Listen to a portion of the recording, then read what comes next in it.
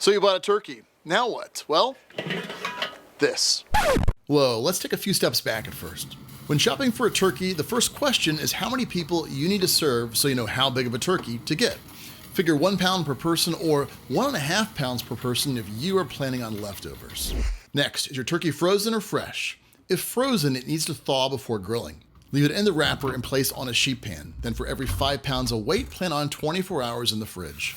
Once thawed, it's time to make sure your turkey fits the grill. Now, it's better to find out now versus later, trust me. Now, this is a 12-pound turkey, which is manageable for most grills, including charcoal and gas. However, oops, it never hurts to double check.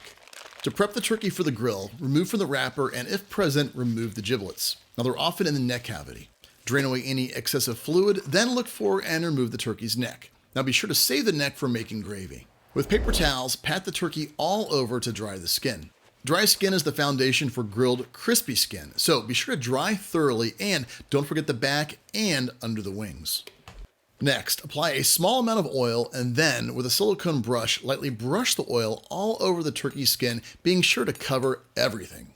Now, generously season the turkey with your favorite poultry or barbecue rub. Again, be sure to cover hard-to-reach places, including the cavity and crevices, to ensure you deliver flavor with every bite. Fold the wing tips back and then underneath the turkey to keep them out of the way when grilling.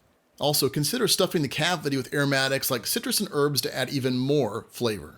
Truss the turkey's legs together with butcher twine. Create a loop in the middle of the twine with an extra turn of the rope. Now, this helps to keep the legs together when you put tension when tying the knot. Now, once pulled together, tie another knot and then cut off any excessive twine. That's it, your turkey is prepped. Now grab a tray because the only thing left is to get your turkey to the grill. With these simple steps, you are laying the groundwork for the ultimate turkey no matter how you're grilling it.